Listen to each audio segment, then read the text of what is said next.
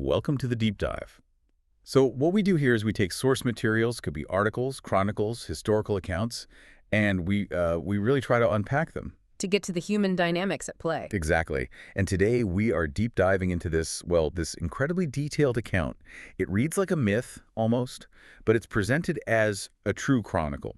It involves poverty, a hidden fortune, and a very, very important gray parrot. Right. We're approaching this as a forensic investigation, not as literature, but as a real event that happened to real people. We're looking at the chronicle called The Widow and the Parrot, and we're really focusing on the motivations, the actions, and the absolutely life-altering consequences of what happens. It all centers on a woman named Mrs. Gage, her notoriously miserly brother, Joseph Brand, and this unbelievable chain of events orchestrated in large part by a parrot named James. It's really a story about control. Joseph's obsessive need for control even after death, and how it was ultimately defeated by a simple act of empathy from his sister. Okay, so let's set the scene, because you really need to understand where Mrs. Gage is starting from to get the full impact of this. Absolutely. We're in Spilsby, Yorkshire. Mrs. Gage is an elderly widow, and she is struggling. I mean, really struggling. The text describes her as lame, short-sighted. And she's living on just a few shillings a week. She's literally mending clogs to survive. This is acute poverty. It is, but the Chronicle gives us this one critical detail about her character right at the start. It says she'd often go without food herself just to make sure her dog, Shag, had his bone. That says everything. She prioritizes a dependent creature over her own needs. And that single trait becomes the engine for the entire story. And into this quiet, desperate life drops a letter. The postman brings it.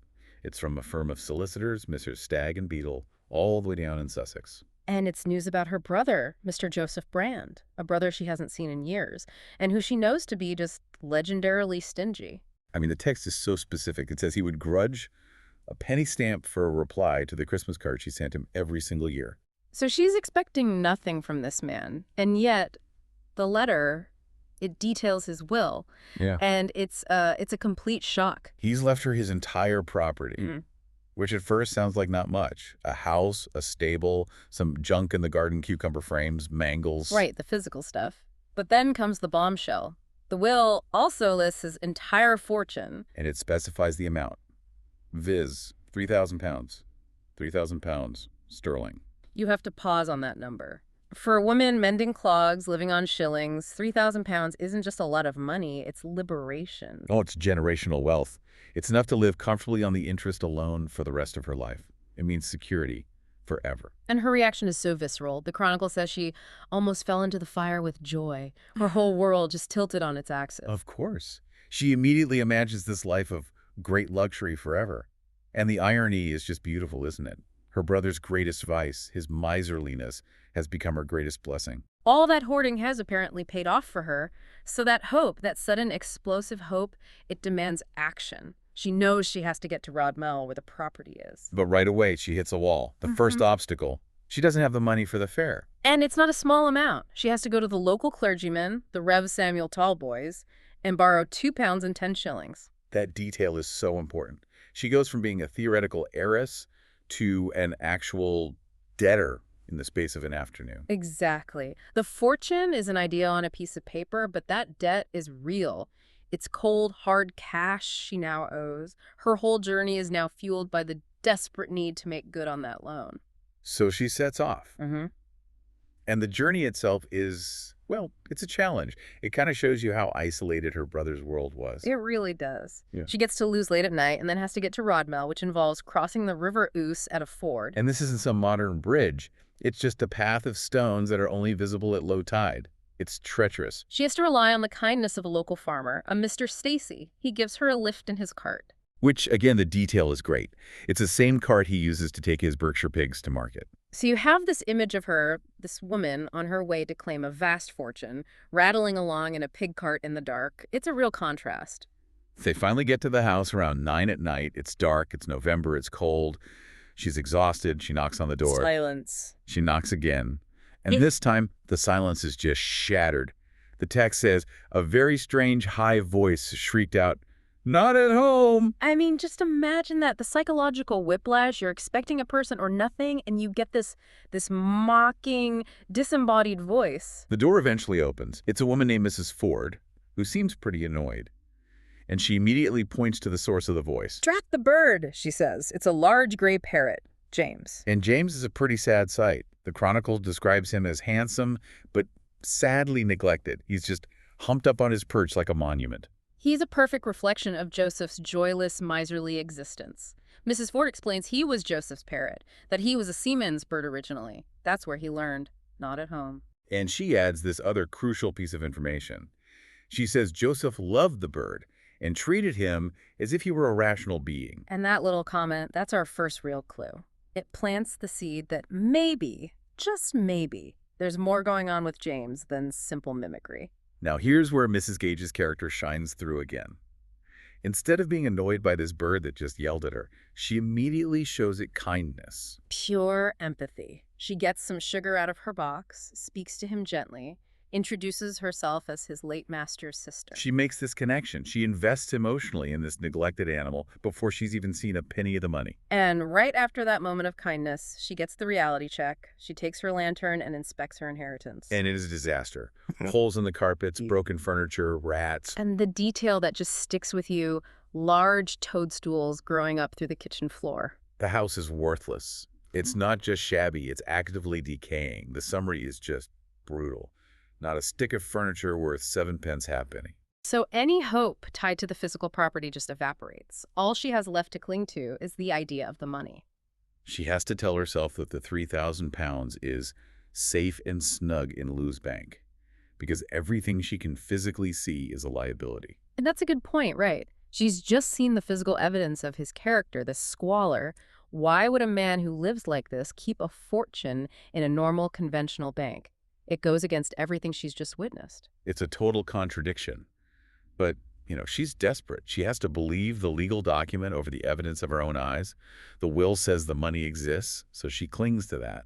The solicitors, too, they're trapped by the same logic. They look for money where money should be. And that's precisely why her brother's plan, whatever it is so effective. So the next morning, she heads back to Lou's, back in the pig cart with Mr. Stacy. She goes straight to the solicitor's office, ready to finally sort this out. She's shown in to see Mr. Stagg, and right away the mood is grim. He looks very solemn and grunting slightly. You just know this is not going to be good news. And it isn't. It's the worst possible news. Mr. Stagg tells her that after going through all of Brand's papers, there is absolutely no trace of the £3,000. None. His partner, Mr. Beadle, even searched the house from top to bottom. He found nothing. No gold, no silver, no valuables of any kind. Except, he adds, a fine gray parrot. The promised fortune is a ghost. It exists in the will, but not in reality. And the solicitors, they're done. They're frustrated. They basically tell her to sell James for whatever she can get. They even dismiss him, noting his very extreme language. And then, to add insult to injury, they imply that she's now on the hook for their expenses. This is her absolute low point. The Chronicle says she's almost crazy with disappointment. She made the journey, she took on debt, and now she's leaving with less than nothing. The dream is dead, and worse, she's now in a deeper hole than when she started. Her only asset is this parrot, who she now has to sell just to get home. The walk back to Rodmell is just this long, miserable sequence. It's raining hard, she's lame, the path is muddy, and her grief just curdles into this intense rage at her brother. Oh yeah. She's convinced he did this on purpose. Express to plague me. She starts remembering all these little acts of cruelty from their childhood. Trimming caterpillars with scissors, hoarding the icing off cakes. She sees the will as just the final, most elaborate, most malicious joke of his entire life. The rage is so all-consuming that she's not paying attention. She walks slap into a great cow and just rolls over in the mud. It's complete physical and emotional humiliation. And then it gets even worse. The sun goes down, it's pitch dark, and she realizes she's lost, somewhere near that dangerous river ford. She can't see the path, has no idea about the tide, and she remembers the farmer's stories about people drowning there. She is, quite literally, paralyzed with fear. She's stuck. She's ruined, humiliated, enraged, and now her life is in actual, immediate danger. The text is clear. She's the most wretched woman in the county. She just wishes she could be one of the cows. And right there, at that exact moment of rock bottom, something happens. The wonderful thing. An enormous light just shoots up into the sky, like a torch. It lights up everything. It's a miracle. Yeah. And it illuminates the whole landscape, including the ford, which she sees is not 20 yards away, and the tide is out. So this disaster, whatever it is her salvation. She scrambles across the ford, thanking God for the ill wind that blows nobody any good. She's safe. For about 5 minutes. Because as she gets closer to the village, this dawning horror hits her. Perhaps it's my own house that's blazing to cinders before my eyes. And she's right. She arrives to total chaos. Villagers throwing buckets of water, the roof collapsing in on itself. Her inheritance is being completely annihilated. But her first thought isn't about the house. She already knew it was worthless. Her first thought is about the bird. She screams, "Has anybody saved the parrot?" And the local clergyman, trying to be comforting, says, don't worry about dumb creatures. He assumes the parrot was mercifully suffocated. And that's what breaks her, that dismissal. The villagers have to physically hold her back. They think she's gone mad from losing her property. But she's not grieving for the property. She's grieving for James. For this creature she felt had an affectionate heart. She says she would have risked her own life for him. It's that empathy again, shining through even in total ruin. Mrs. Ford takes her in for the night, and she just lies there awake, drowning in debt, failure, and now this grief for the bird she barely knew. And then, in the middle of the night, another signal. A slight tap at the window, and it's repeated. 3 times. It's deliberate, not just the wind. So she gets up, goes to the window, and there he is. James, the enormous gray parrot, sitting on the ledge in the moonlight. He's alive. Her joy is just overwhelming. She tries to get him to come inside, but he refuses. This is the turning point. He just gently shakes his head, flies down to the ground, hops a few steps, looks back at her, and then flies back to the sill. It's a clear invitation. Follow me. And she makes the choice. The rational human decides to trust the bird. She even says it out loud. "I'll take your word for it." She puts on a large apron and follows him out into the night. And James knows exactly where he's going. He hops briskly straight to the ruins of the house, specifically to the spot where the kitchen used to be. All that's left is the brick floor, still dripping with water from the fire. And Mrs. Gage thinks the whole scene is very uncanny. She's on a treasure hunt led by a parrot. And then James gives her the clue. He gets incredibly excited. He starts fluttering, tapping the floor with his beak over and over, and shrieking his signature phrase. "Not at home, not at home." But the context has changed everything. It's not a deterrent anymore. It's an operational command. It's a marker. And she gets it. She looks closely where he's tapping and sees a slight unevenness in the bricks. She realizes they've been relayed. Her tool is perfect. Her big safety pin from her apron, she uses it to pry up the first brick. As soon as it's out, James hops onto the next brick, taps it, and screams, "Not at home," again. Yeah. And she understands. He's telling her, this one next. It's this incredible coordinated effort, this human-animal partnership. They work together brick by brick until they've cleared a space about 6 feet by 4.5 feet. And underneath is just sand. For a second, it looks like nothing, but James isn't finished. He jumps into the hole and starts scratching like a hen, and he unearths this round, yellowish lump. The whole space is filled with them. Long rolls of these round yellow stones. They pull out the top layer, which is all sticky and coated in earth, and underneath that, there's an oilcloth. And under the oilcloth, Thousands of brand new sovereigns. the miser's genius is finally revealed. Joseph Brand's hiding spot was perfect. It was brilliant. 2 layers of security. First, he built the kitchen stove directly on top of it. It was structurally inaccessible unless the entire house was basically destroyed. And second, the camouflage. He coated the top layer of coins and some sticky stuff and rolled them in dirt so they looked just like worthless pebbles. An incredible deception. But the fire destroyed the first layer of security, and the parrot held the key to the second. They count the coins. And there are exactly 3,000 pieces. Neither more nor less. The exact sum from the will. And in that moment of triumph, as the last coin goes into her apron, James flies up and just gently lands on top of her head. Mission accomplished. She sneaks back into Mrs. Ford's cottage, weighed down by gold, a completely changed woman. The person the world saw as destitute and crazed was now, secretly, one of the wealthiest women in the county. Okay, let's step back and analyze this. Phase 2. What just happened here? What just happened is a chain of necessary disasters. That's the only way to describe it. Right. The financial wipeout at the solicitor's office, the near-death experience at the Ford, and then the total destruction of the property by fire. They weren't random tragedies. They were the sequential keys needed to unlock a puzzle. Joseph Brand's system was designed to be a closed loop. It could only be broken open by a massive, external, destructive force. So the fire wasn't the disaster, it was the solution. But she never would have been there to witness it if the solicitors hadn't crushed her hopes first. Exactly. And she never would have seen the fire as a salvation if she wasn't first terrified of drowning in the dark. Every negative event was a required step to get her to the right place at the right time in the right state of mind. It's an absolute reversal of fortune in just a few hours, from a debtor who owed £2.10 to an heiress holding 3,000 pounds in solid gold. And the irony is just perfect.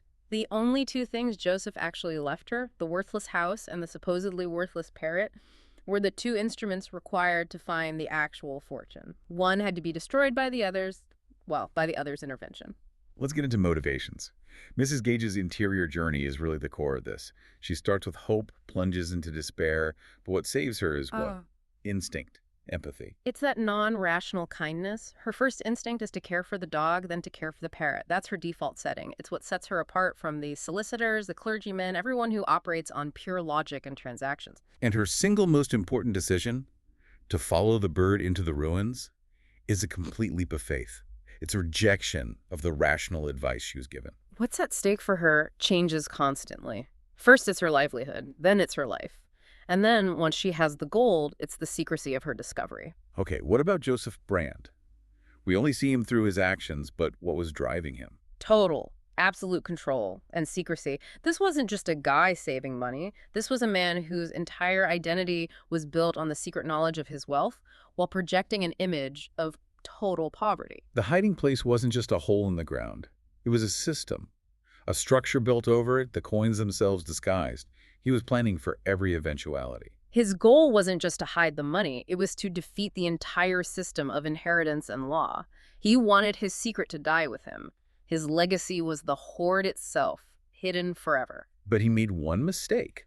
The one living creature he seems to have trusted, he also kind of armed against himself. He did. By treating James as if he were a rational being, he accidentally created a witness. He gave James the password "not at home," linking that phrase to the secret spot. He never imagined that password could be used not to deter, but to guide. Which brings us to James, the real mystery. What is his motivation?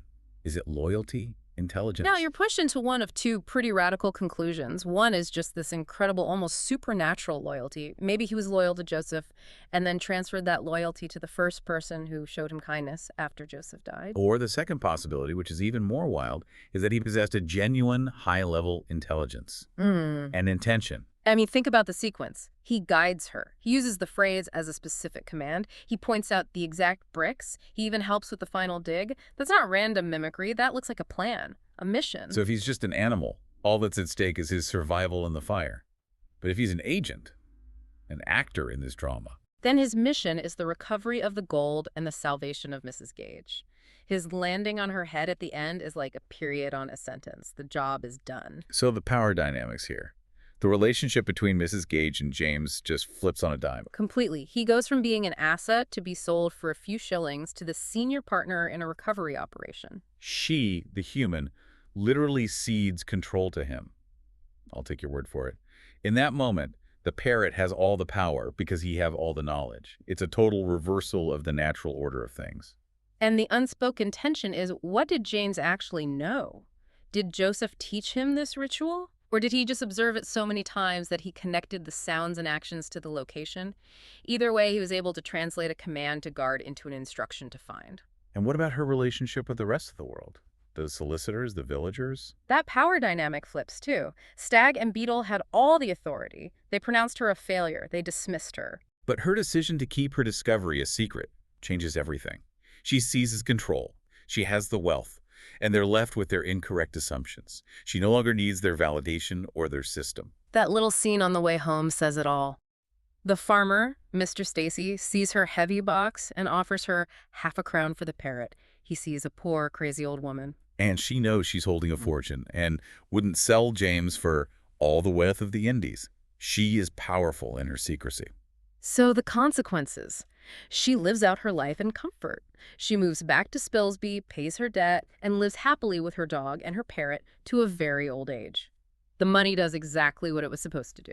But the Chronicle doesn't end there. It gives us this final provocative twist. Decades later, on her deathbed, she tells the clergyman's son her final theory. And it is a wild one. She was quite sure, she says, that James intentionally started the fire. She believed he flew into the scullery, knocked over the oil stove on purpose, and committed a targeted act of arson. To what end? For her, she believed he knew she was in danger at the ford, knew the only way to get the money was to destroy the house, and so he did it. He engineered the whole rescue. She saw it as the ultimate reward for her kindness. Of course, the clergyman, the voice of reason, dismisses it. He thinks she's just wandering in her mind. He sees coincidence. She sees a deliberate, intelligent intervention. And that would be the end of it. A rational explanation versus a sentimental one. Except for the very last detail. The Chronicle states at the exact moment Mrs. Gage draws her last breath, James the parrot lets out one final shriek. Not at home, not at home. And falls off his perch, stone dead. That synchronized death, it's the ultimate validation of her theory. It suggests their fates, their life forces were somehow linked. His mission was to see her through, and when her life ended, his mission was over. It reframes everything. It's no longer a story about luck. It's a story about a profound, mysterious, and intentional bond. The local legend about the ruins, about hearing a tapping parrot, just seals that uncanny feeling.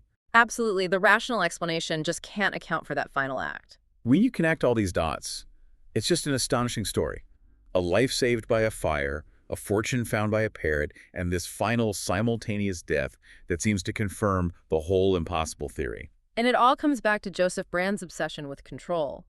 His system was so perfect, so airtight, that the critical knowledge wasn't on paper. It was stored in the memory and the learned phrases of his parrot. He armed his only companion with the map and the password, but he never planned for that companion to switch allegiances.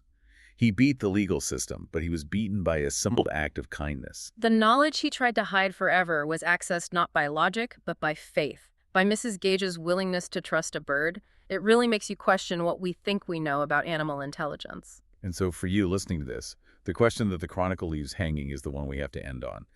If James really did possess the intention to save Mrs. Gage, to expose the gold, what was the force driving him? Was it loyalty, a level of intelligence we can't comprehend, or something else? Was he just a mirror, reflecting his master's obsession with a secret? Or was he, as Mrs. Gage believed until her last breath, an agent of providence? An instrument ensuring that an act of kindness, even to the smallest creature, is always, in the end, rewarded. That final mystery is the real fortune he left behind.